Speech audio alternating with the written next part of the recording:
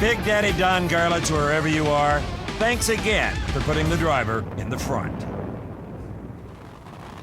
We continue our NHRA top fuel follies with the final round from the '94 Winter Nationals. Shelly Anderson in the far lane was facing Rance McDaniel for the title. Rance smokes the tires, Shelly streaks to victory, but something bad happened en route. She broke an input shaft, piece of shrapnel took off that right rear tire, and Shelly did one heck of a job of keeping that car off the wall.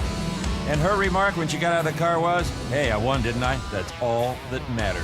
Shelly Anderson, her second national event title in a very promising career. You ever gone somewhere and felt like you left something behind? Well, that's the feeling Doug Herbert had at the Rock in 1994. After a tremendous explosion, Herbert's car is left coasting down the quarter mile with half his engine block bouncing on the track behind him.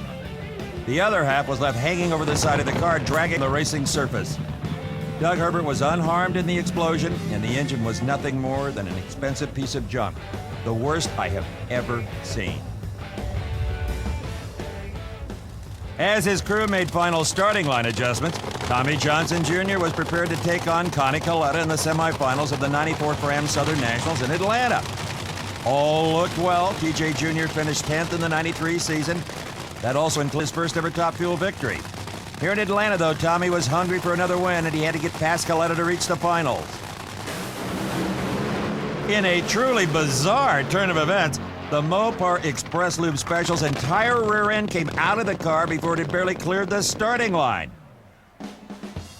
Tommy Johnson Jr. was uninjured, as you can see in this incident, and actually didn't even know he was missing the rear axle assembly until he climbed out of the race car and said, "Where'd it go?"